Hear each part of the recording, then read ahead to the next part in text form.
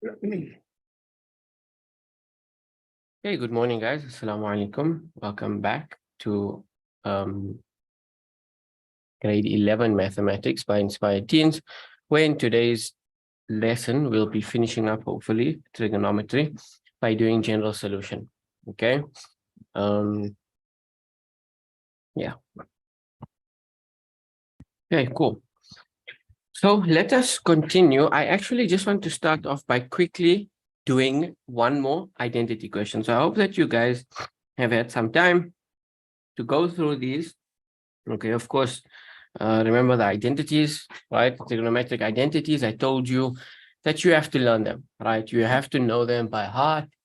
It's just, there's not that many, right? I think maybe the most confusing one might be like double angles or compound angles, especially the cosine double angle. Okay, but once you go through them a few times and have them practiced, then they don't become so bad. Okay, and then that's the next thing, right? Practice. Hope that you guys have been practicing and perhaps looking at these hints, okay, to implement it in your practice as well. Okay.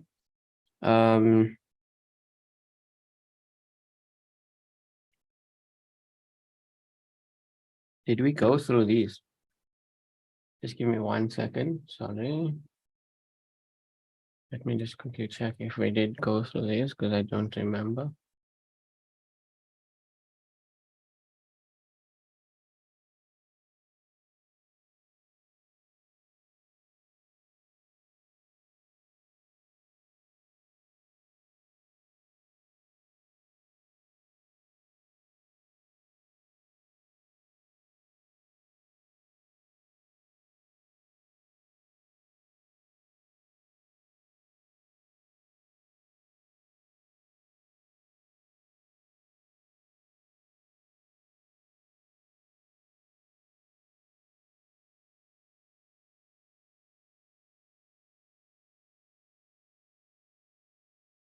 Okay, we did.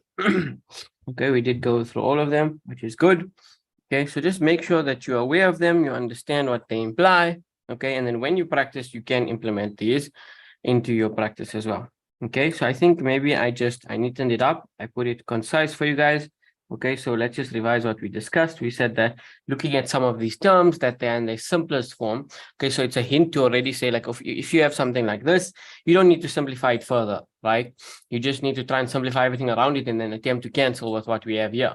Okay, and then remember this one specifically, just keep in mind, okay, that could come from factorizing of a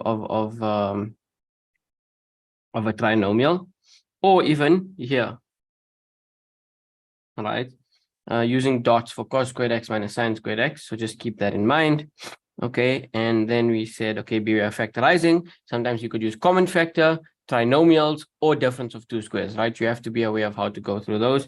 Okay, I don't think I went through that, but we can go through it now. Okay, I discussed the example of what do I mean, right? Let's look at, if we looked at this top equation on top of this expression and we want to simplify it. Okay, now before we consider whatever's on top, if we look at the bottom, we can see that there's a term there in its simplest form. Okay, yeah, that's what I wanted to discuss actually. There's a term in its simplest form, which is sin x, right? Which is highlighted. Sin x is in its simplest form. So we're not going to do anything with sin x, but it should be a hint to us that if we want to attempt to simplify this, right, we're most likely going to have to cancel sin x with something. Okay, or alternatively, sometimes you might get cos x over sin x or sin x over cos x, being 10x. Okay, but in most cases, you want to cancel it, right? So and then so that's just to note, right? And generally, in order to cancel something, you use one of the three: common factor, trinomial, or dots. That is generally how we form another term that's going to help us to cancel. For example, the sin x, right? If we look at the bottom, okay, we have sin x unsimplifiable, but on the top, we can. So whenever we have an unsimplifiable term and we want to attempt to cancel it, the way we should try and cancel it is by using common factor, trinomials, or dots somewhere else in our diagram. Okay, this is some sort of simplification that helps at times. Okay, that's something you should be aware of. So let's look at the top. We realize, oh, we can actually take a common factor of sine. Then you see, once you take that common factor, you've created multiplication. It's that multiplied by that. So across the multiplication, that's when you can then cancel. Okay, so that's the logic behind that. Okay, then we cancel and we end up with sine x minus 1, which is in its most simplest form. Let's look at the next one. We said 1, do not always convert 1 to cos x squared plus sine x squared. Convert it as last resort, okay? Because most of the times I noticed in questions that if you're going to convert 1 to cos squared x plus sine squared x, it makes it complicated. There are instances where you have to, okay? But not always, okay? So do it as last resort. Lowest common denominator is often very useful in many questions. This is true, okay? Whenever you're adding fractions, I should have added that.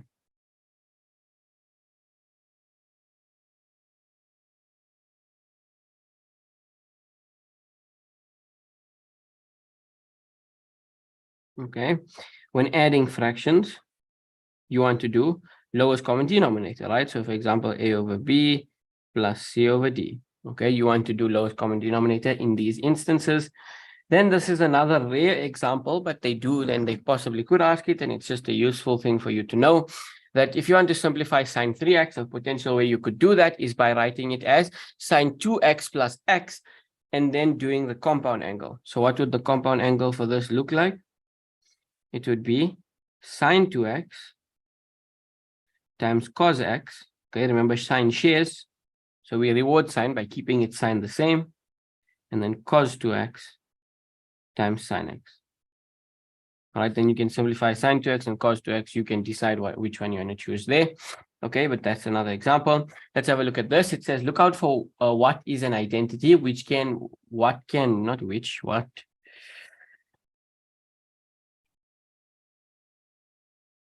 can be simplified and what cannot be simplified.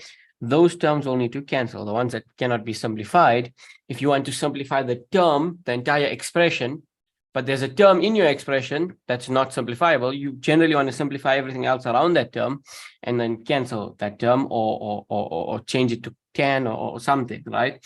Then let's look at the next part. Always look at the answer or the right-hand side of what you are proving and use it as a guide. Mostly it's right-hand side. Sometimes it could be the left if you're working with the right, but mostly you work with the left because that's the more complicated side, right?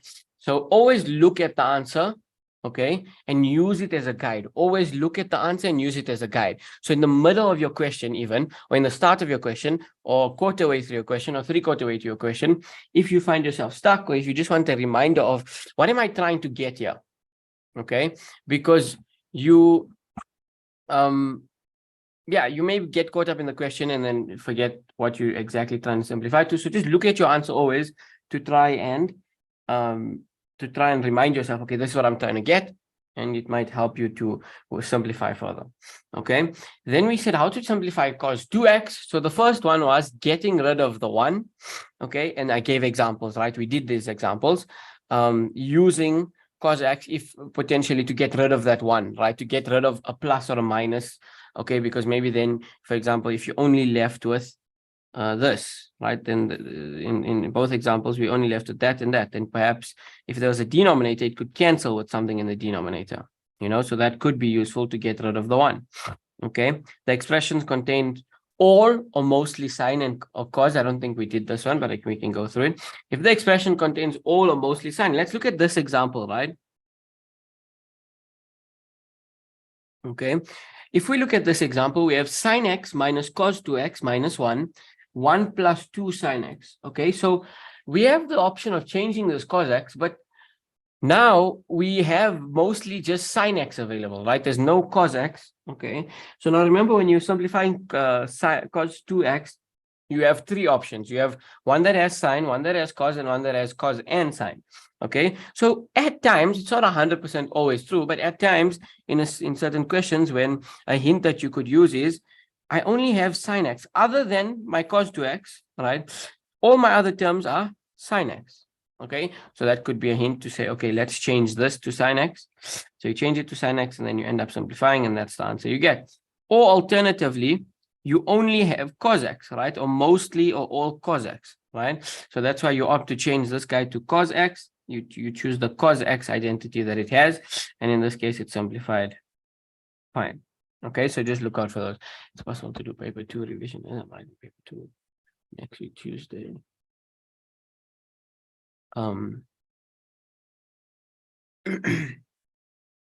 Today is, so you're writing this coming Tuesday.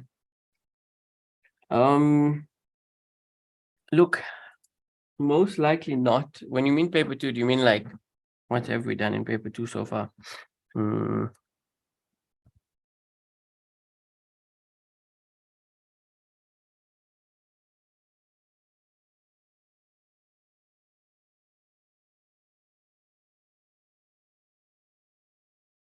This is the only paper 2 thing that we have done so far.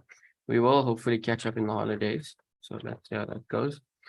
But yeah, since this is the only thing we have done, unfortunately, we won't be able to do revision, but we can finish up 3, right? Today, that's what we're going to do. I'm just going to quickly go through this example and then just move on to general solution, right? So please have a look at these. What I will do is I will post the solutions for these so that you guys can go through that.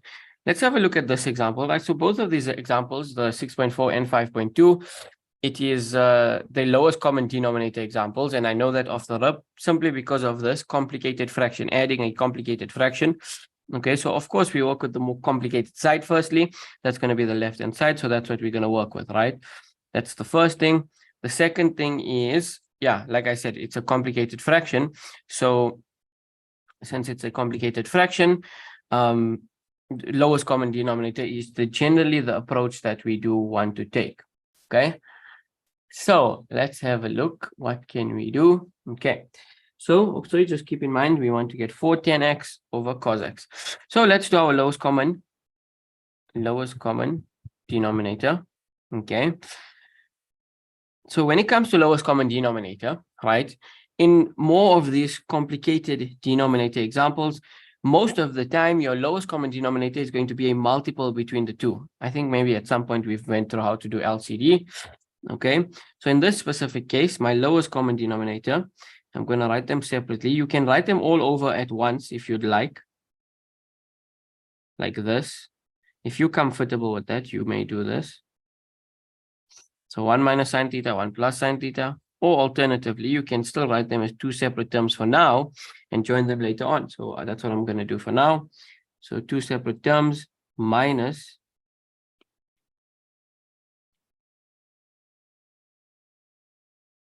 that term, right? So I'm simplifying this part. Okay, so I've made the denominator common between the two by multiplying them, right? The lowest common multiple of these two is actually when they multiplied by each other, 1 minus sine theta, 1 plus sine theta. Then you ask yourself, how did I get from this denominator to that denominator? I had to multiply by 1 plus sine theta. And thereafter, whatever you do to the top, bottom, you have to do to the top as well. Okay, so I will have on top 1 plus sine theta times 1 plus sine theta. Okay, which is basically like 1 plus sine theta squared, but I'm just going to write it separately for now. 1 plus sine theta, 1 plus sine theta. Okay, minus. Okay, now here, how did I get from this denominator to that denominator? I had to multiply by 1 minus sine theta. Okay, so whatever I do to the bottom, I do to the top. So I multiply this guy by 1 minus sine theta as well. Okay, so 1 minus sine theta, 1 minus sine theta. So here I have 1 minus sine theta squared.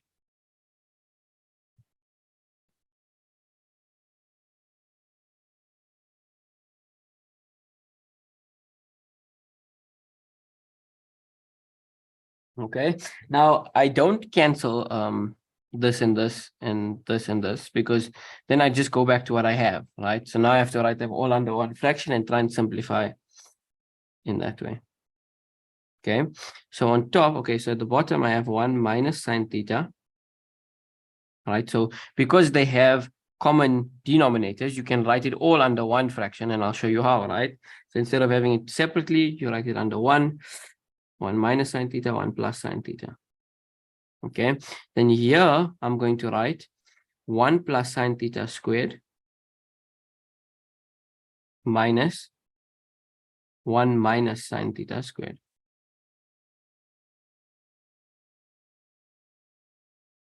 Okay, there we go. There's that. So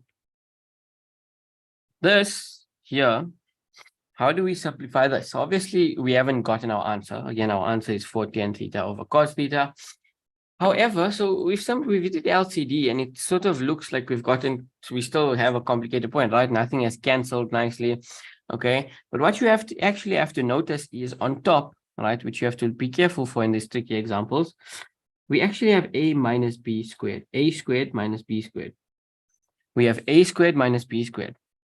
Here's our a, here's our b, okay? And here is square minus square. So we have a squared minus b squared. Okay, which is what? Which is difference of two squares, right? Dots. Okay, and how do you simplify dots? This becomes a minus b, a plus b, a minus b, a plus b. So remember, a squared is this entire bracket squared. So a is just the bracket. Okay, so this might get a bit weird, but stay with me. A is 1 plus sine theta minus b. B is 1 minus sine theta, but I've got to keep brackets, right? 1 minus sine theta. Okay, that's a minus b. So yeah, if I want to highlight it in different colors, we can. This is a, this is b. Here we use subbed in a, here we subbed in b, a minus b. Okay, let's do a plus b. A is 1 plus sine theta plus, we don't have to use brackets, but I'll just put it 1 minus sine theta. Because it's a plus, you don't have to use brackets in that case. Again, here's a, and here's b. Okay, so let's just steal this.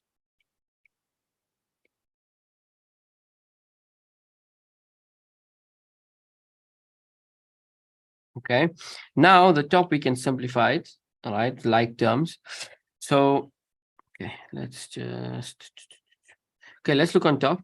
We have 1 plus, this becomes minus 1 plus sine theta. Okay, it becomes minus 1. Okay, it's fine. Let's just do it quickly. Okay, so here we have 1 plus sine theta minus 1 plus sine theta. Okay, and here we have, because it doesn't, the brackets don't matter, plus sine theta minus sine theta cancel. So we're left with 2.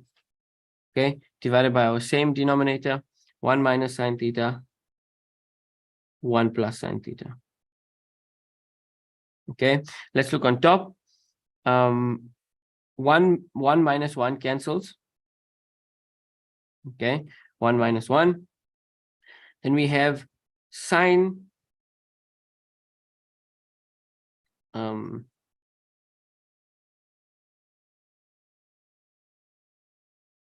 we have 2 sine theta. So sorry, sine theta plus sine theta is 2 sine theta times 2 is 4 sine theta.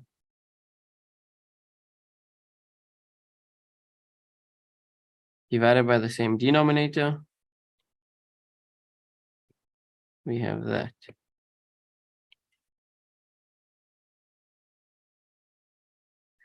Now, why have we not been able to simplify this? Did we do something wrong?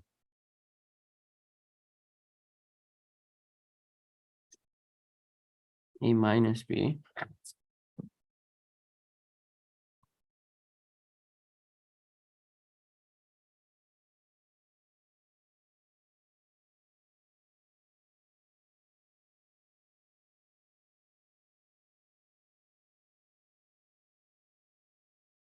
What tangent theta over cos theta? Shucks, what did we do wrong? Give me 1 second. Let me Have a look at the memo.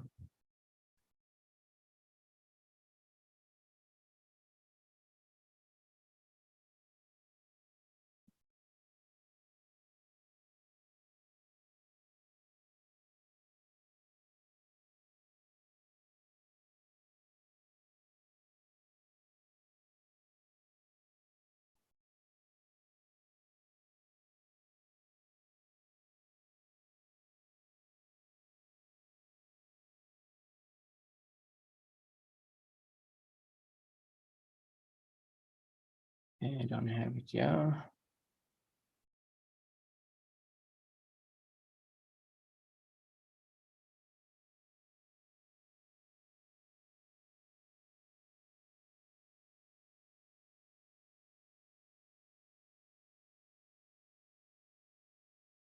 Don't have it there either. Sorry, just give me 1 second. I'll reshare my screen shortly.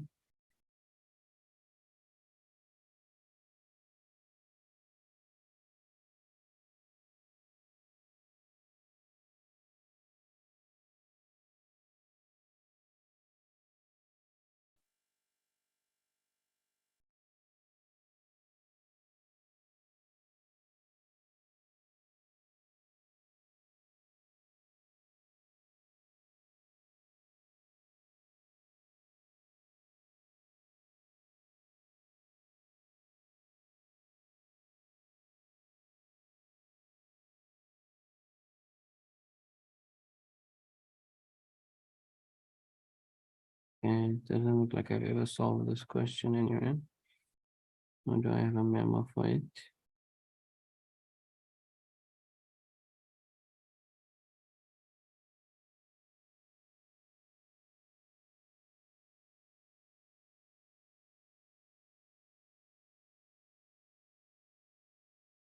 Okay, nevertheless, it's fine. I don't want to waste any time on it.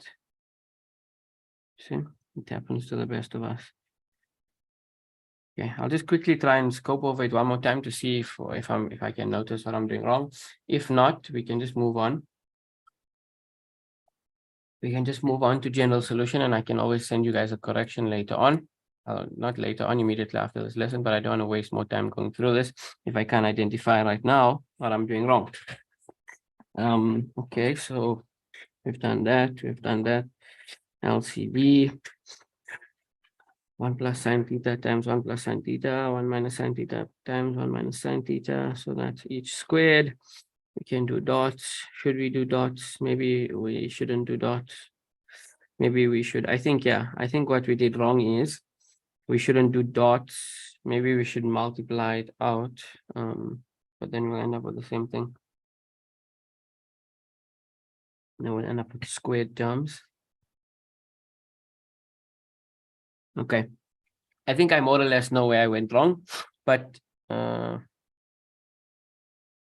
don't want to really try it right now. Why not? Okay, let's just quickly go. Let's just quickly try this next other option. So okay, so clearly dots doesn't work here. Okay, it was an option. I'll get rid of it, but clearly it doesn't work, right? So it shows, right? Just this is a difficult question, but it really shows the force of some of these questions, right? So one more thing that I should have told you and wanted to add here, especially here, right? Especially when it comes to like this, getting rid of the one, when you have different options for cos 2x, or when you have different options for not sine 2x, but like obviously there's sometimes there's many options you could take in a certain question, right? The thing is sometimes the first way doesn't work. There's no harm in trying again. Okay, the only way that you're going to get it the first time, maybe every single time, is by practice. Okay, and for example, in a question like this, even what might have been a good route in your head, or what might have been the obvious route in your head, could also potentially be wrong. That's just the nature of these questions, right? So that's why I give you all these hints, right? So you to try them, right? Sometimes, right? And that's why another disclaimer I always tell you when I give you these hints is it's not going to work always. These hints are not 100% going to work for every question, right? Different questions work differently. So my other option that I want to try out here, instead of doing difference of two squares here, I want to try and FOIL this out. Okay, so that's what I'm going to do. I'm going to FOIL this bracket.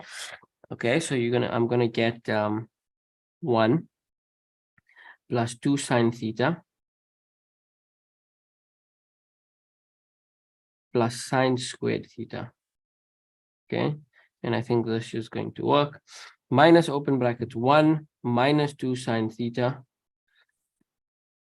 plus sine squared theta. This is going to work. I don't even know if this is going to work or it's going to end up being the same thing.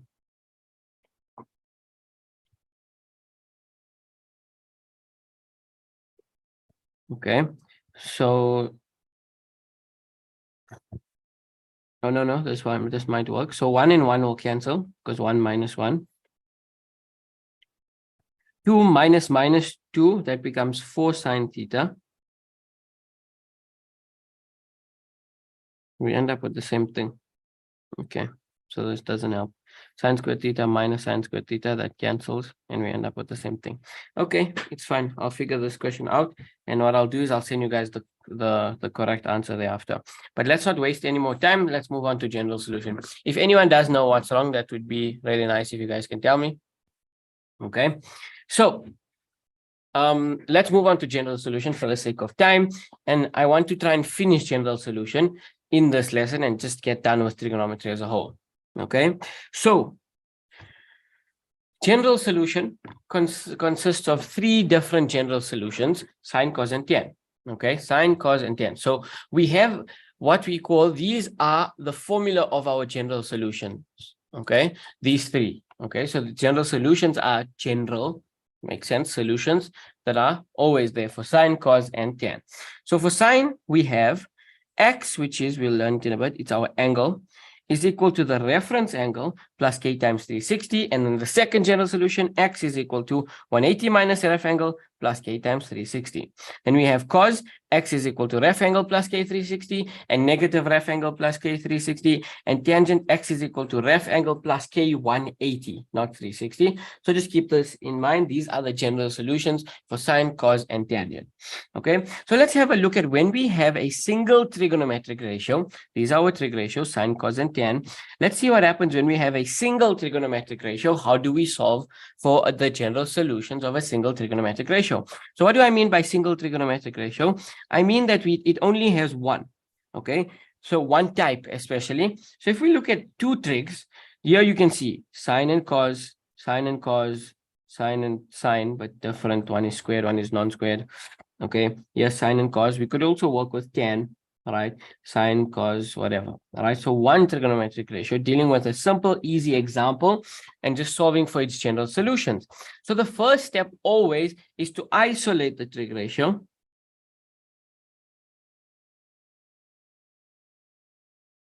Okay, always isolate your trigonometric ratio. So in this case, how do I isolate it? I can say whatever's attached to it, I take it to the other side. So I take the root 3 over, it becomes positive root 3. So 2 sine x is equal to positive root 3. I divide both sides by 2, or I take the 2 over as division. This would, sine x would equal to root 3 over 2. And that's it. Okay, no, sorry, that's not it. That is isolating the trig ratio, done. Then we find reference angle.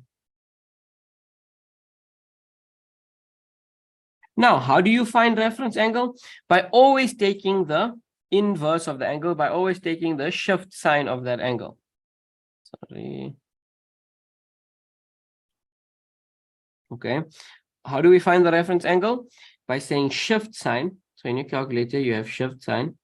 So shift sign -1, okay, of 3 over 2.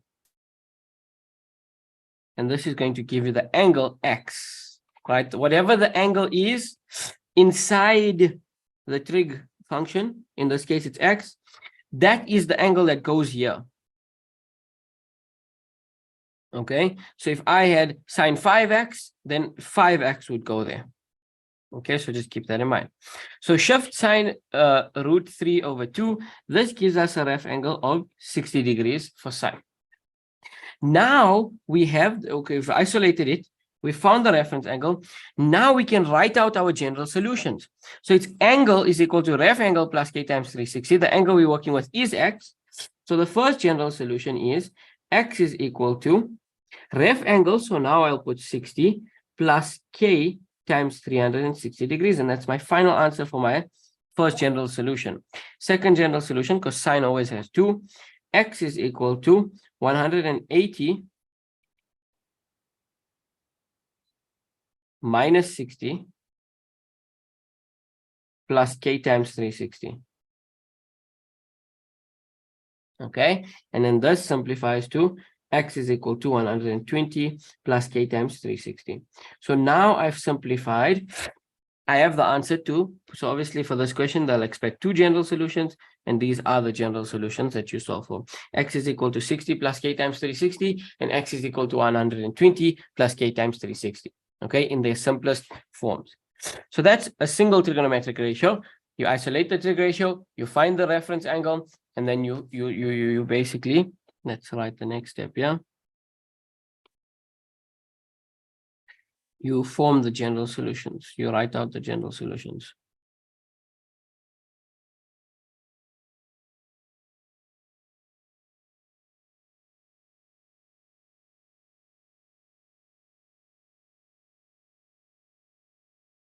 Okay, general solution or general solutions, because remember that tangent has one of them. Okay. So yeah, simple three-step method when you have single trig ratios. Let's look at when things get more complicated, right? Especially, of course, in grade 12. So in grade 12, right, you'll see, we'll deal with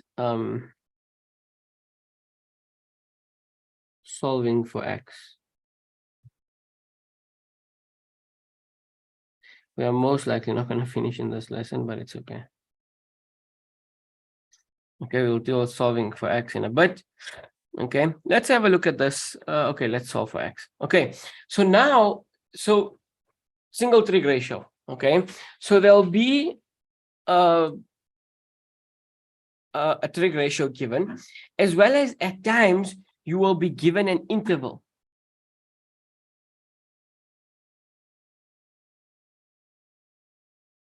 Okay, so sometimes you're given an interval, they'll say that x is an element of negative 180 degrees to positive 120 degrees. Negative 180 to positive 120. Okay, and you need this interval in order to solve for x. Okay, so they would generally give you an interval and ask you to solve for x within that interval, right? You'll see they'll specify that. They'll say find the values for x that fall within the interval. X is an element of negative 180 to positive 120. So solving for x. So how do we solve for x? Solving for x is very simple. Why is it very simple? Because we have to basically let k equal to certain values. 0, 1, minus 1, 2, minus 2, and so on. Okay, so we have to let k equals certain values, right? This is the key thing. So we're basically going to substitute values for k, 0, 1, negative 1, 2, negative 2, and so on. Generally, it will never go past negative 2. If you had to substitute, the most you would do is probably 5 ever as a possibility. But in grade 12, generally, if they ask you to solve for x, right, you would have to solve for at most like 2 or 3 points. Okay, generally speaking. Okay, it's also common in graphs to solve for x, more so than in actual general solutions, specifically in grade 12. Because in grade 12, simplifying the general solutions are more complicated. So more marks can come for that, and then there's no need to ask you to solve for x, okay? Because then there'll be too much mark. So what does that mean? Let k is equal to 0. So let me basically substitute k as 0 into this equation. So when I substitute 0 here, what do I get? So the equation is x is equal to 60 plus 0 times 360. Okay, so you can do this all in your calculator. You don't have to show your steps. You don't have to write this out. But that's basically what you're doing. So of course, when k is 0, x is 60. Right? But that was obvious because k times 360 would be 0. Then we just left with reference angle. So I'm going to say here now, when k is equal to 0, then so when k is equal to 0, and I sub it into, you have to sub it into both equations, the first and the second. I get 60 when I sub it into the first, then x is equal to 60 Okay, and then when I sub in 0 here, or the second one, x is equal to 120. Okay, so now I'm just putting those answers down, right? But before you put them down, you have to check, do these answers fall within this interval? And if your answer is yes, that's only when you write it down. You don't write out the value for x if it doesn't fall in the interval. Okay, and you'll see we'll get to, when we substitute one, negative one of them, they're not going to fit into the interval. Okay, so let's do the next one. Both of these fit. So I am done substituting 0. All right, so I said when k is equal to 0, then x is equal to 60 and x is equal to 120. And I write both of them down because both are valid points because they fall within the interval. If they did not fall into the interval, you didn't have to write it down at all. So let's try substituting 1 inside here. So when I substitute 1 here, I'm basically going to get 60 plus 360. 60 plus 360, that's 420. 420 is out of the range, so I will not need to write it. Okay, what about -1? If I substitute -1 here, it basically becomes 60 minus 360. Okay, and this is equal to -300. If I look at my interval, nah, -300 is not in the interval. It stops at -180. Okay. Okay, sorry, we were supposed to try the second one as well. So what happens when I sub in 1 in the second one? It becomes too big, right? It's 480 out of the range. What about when I substitute -1 into the second one? I get -240. Again, too big out of the range. Okay, and so 1 and -1 doesn't fill in, then 2 and -2 will definitely not work as well, right? If both of them don't work, the positive and the negative value, it's no use continuing further. You have basically found all your answers. Sorry, I was actually supposed to make this -360 just to show you. So since I've changed the interval, let's see when we substitute 1. So obviously year 1 doesn't work because it's out of the interval, and year 1 doesn't work as well because it's out of the interval. But when I substitute -1 for k here, right, I get -300. And when I substitute -1 from here, I get -240, right? Both of which are in our newly formed interval, -300 and -240. So that's what I now say. Because I've substituted -1 and it gave me valid answers, I can say when k is equal to -1, then x is equal to -300. Does it fit? Yes, it fits in the interval. And also x is equal to -240 degrees. Does it fit? Yes, it fits also. And no others will fit. If you try plugging in 2, -2, they're all going to be out of range. And that's basically how you solve for x. Okay, in general solutions, or solving for the angle. Solving for that actual angle. Okay, and I hope that makes sense. Right, let's look at two trigonometric ratios. So again, there's 5 steps that you need to follow, and you can do them in order. Okay, so the first thing that you should check when you are solving a general solution with 2 trigonometric ratios, are the angles the same? Okay, so if the angles are the same, when we have sine and cos, okay, so for example, let's look at this. We have 4 sine 5x and 3 cos 5x. Of course, this exact thing is not going to work if we had tangent. Okay, it's just for sine and cos. And you have 2 trig ratios. In this case, we have sine and cos. Okay, so same angle means 5x, right? This is the same. This is common between the two. 5x is the same. So whenever the angles are the same, this is what this thing is telling us, right? The coefficients don't matter. Coefficients are not the same, yeah? But when the angles are the same, divide both sides by cos of that angle to make tangent and follow the general solution of tangent. So let's follow the advice. Let's divide both sides by cos the angle, which is going to be cos 5x.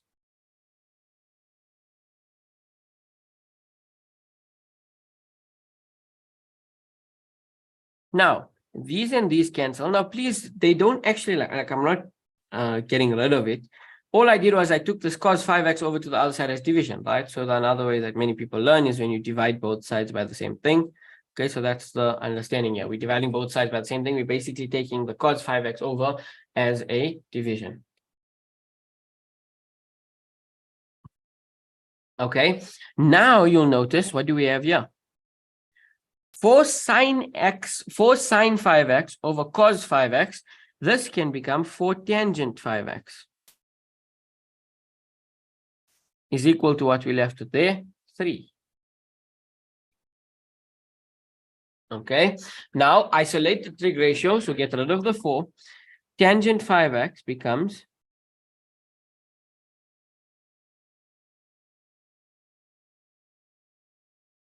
3/4. Tangent 5x becomes 3/4. Okay, so that's that. That's the first thing. Now, once we've isolated the trig ratio, because what I want you to notice is, even though originally we had two different trig ratios, we have done some simplification, and now what do we have? We have one trigonometric ratio. So now we have one trigonometric ratio. We follow the rules of one trigonometric ratio. We've isolated the variable. Step 1 done. Step 2 is to find the reference angle. So let's find the reference angle. How do we do that? Ref angle is always equal to the shift of whatever trig ratio you're working with, the inverse. So tan -1. And you substitute whatever the angle is equal to, and it's going to give you the angle. So reference angle, excuse me, the reference angle is equal to shift tan 3/4. Let me get my calculator. Oh, it's right here. Okay, so we're going to say shift tan 3/4, and I'm going to get an answer of 36,87 degrees. So that's going to be my reference angle. Okay, it doesn't have to be a perfect special angle. It could be an angle with degrees as well, like decimal, sorry. So now I follow. So I've solved for the reference angle. Now I write out the general solutions. So remember, the general solutions for tan are as follows. X, just one of them, x is equal to ref angle plus k times 180. So that's exactly what I end up doing. I will say x, whatever the angle is, it's not always x. In this case, it's 5x. So I will have to say 5x is equal to ref angle, which is 36,87 plus k times 180. Right? An easy way to remember that is because it the period of a tan graph is 180. Okay. Now what I actually have to do is divide everything by 5. 36.87 divided by 5. So I get x is equal to 5,37 plus, I have to divide this guy by 5 as well.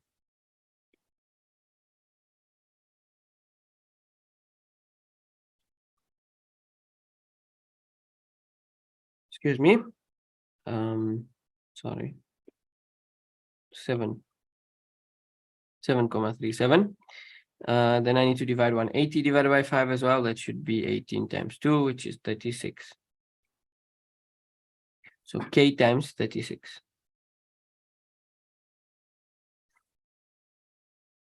Okay, and we have solved for its general solution. So if they do happen to say solve for x, then you just substitute values for x. Let's look at the next one, good people. Coefficients are the same. If the coefficients are the same. So in this case, right, this we only try 2 if one doesn't work. So we've tried 1, we've tried to see if the angles are the same. And just perhaps, let's just look at this example. Sine x minus 30, okay, and cos 4x. In this case, we have sine cos, but we don't have that the angles are the same. We have two different angles. One angle here is x minus 30. One angle here is 4x. So different angles. However, we need to check if the coefficients are the same. Okay. And if the coefficients are the same, we should either convert sine to cos or cos to sine by using 90 minus and use the rule of the trigonometric ratio obtained. Okay, so let's see how to do that. So let's have a look here. We have sine x minus 30 is equal to cos 4x. Sine x minus 30 is equal to cos 4x, and I'm going to change one to the other. So sine to cos or cos to sine. And the way I'm going to do that is by using 90 minus. So what I'm going to opt to do is to change the one on the right because it's slightly less complicated. Cos 4x. So I'm going to change cos 4x into a value with sine. I'm going to change cos 4x into a value with into a trig ratio with sine. And the way I do that is by using 90 minus. So this is the step you should follow. Don't overcomplicate it. Okay, just convert your sine, your cos to a sine. In this case, right, it's either cos to sine or sine to cos. In this case, it's our cos. We're going to convert it to sine immediately. And then inside its angle, you add 90 minus whatever the angle is. Okay, it's sort of like reverse reduction. It's like doing reduction backwards. Okay, because if you have to reduce this, 90 minus is positive, so you get cos 4x, right? So that's what we're doing. We're expressing cos 4x as sine in terms of sine, okay, by using 90 minus. So the sine 90 minus the angle. Now, in this case, excuse me, okay, now in this case, okay, I have two trig ratios, okay, and I have two angles. So once you've converted from sine to cos or cos to sine, and now you have them both as the same, your next step is to choose the first one as the angle, and the second one is the ref angle. Provided we have this, sine x minus 30 is equal to sine 90 minus 4x. Choose the first one as the angle, second one is the ref angle. And then write out the general solutions.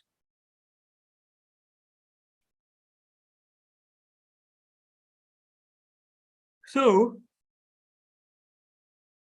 excuse me, okay. So angle x minus 30 is equal to ref angle 90 minus 4x. Okay, so I hope how we understand how when I say use one is the angle, one is the ref angle, how this works. X minus 30 is equal to 90 minus 4x plus k times 360. That's the first one for sine. The second one is x minus 30. So the angle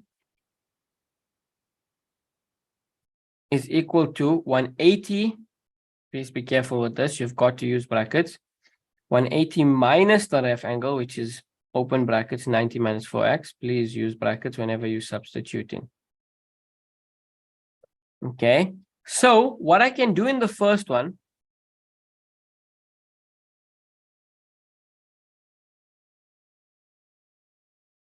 well, sorry, I can take the 4 over to the other side, and I can take the 30 over to the other side, right? Like terms. That's generally what I want to do. Okay, so let's do that. I'm going to get x. It's going to become plus 4x is equal to 90 plus 30, right? I took either of them over to the other side. And in my second one, how do I simplify it? I can do a similar thing, but I need to wait. X, I'm going to have 180 minus 90 plus 4x. 180 minus 90 plus 4x. And thereafter, this 4x, I can take it over to the side by making it negative 4x. Okay, and then this 30 I can take over would also be just become positive 30 plus k times 360.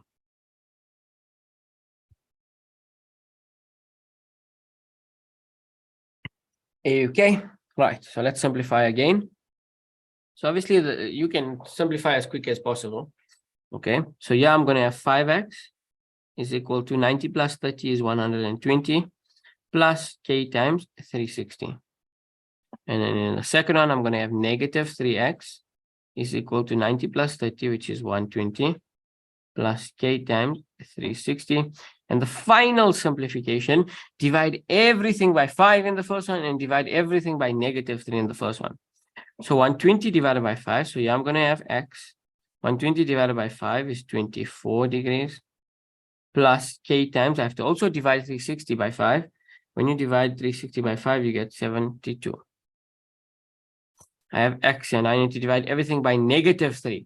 So this becomes negative 40 minus k times 120. Okay, you can have minus or plus. Maybe in certain memos, you'll see they don't put the minus. It doesn't matter. You can have minus or plus.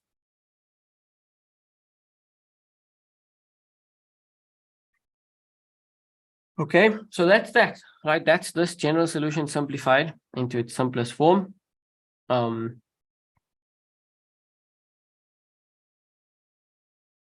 Okay, and I hope it makes sense, right? So that's coefficients are the same.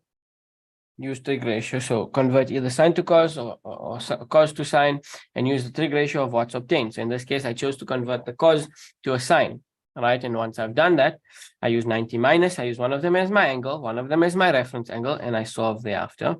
Okay, then you simplify your general solutions. You can take as many steps as you need. You obviously want to be as fast as possible.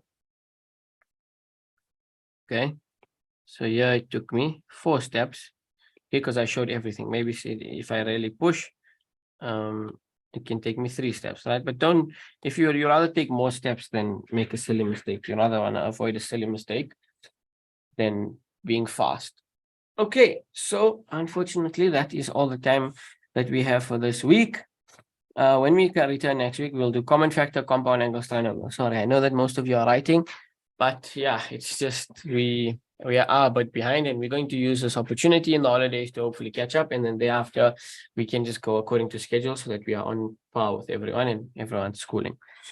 But yeah, nevertheless, please feel free to go through the rest of these. What I'll do is, for those who are writing, I will give memos for each of these. Okay, I'll give memos for each of these, and then what else I will do is I'll fill these out so that if you need to revise for next week, you have the answers and the guidance for this. And please message me if you need any help. I know I haven't always been the best at replying, but I always do try my best to reply, if that makes any sense. But please, guys, don't send me 7 questions and say, please do these questions for me. I don't have time, unfortunately, to just like do 7 questions for you. I would prefer it is if you try the question and there's certain things, there's aspects that you're struggling with, then I can just pick up and help you there, help you here. Right? That's just a lot better. Instead of saying, sir, please do these 7 questions for me. That's tough, all right? Because the time doesn't permit for that. But nevertheless, okay, cool. Thank you guys so much for joining. I wish you guys all the best for the upcoming maths exams. For those of you who are still going to write paper 2, and I hope that all went well. For those of you who have already written maths and physics or whatever else you take, and yeah, all the best once more. I shall see you guys next week. Thank you guys again so much for joining. Have a good rest of your week. Jazakallah khair. Assalamu alaikum and goodbye.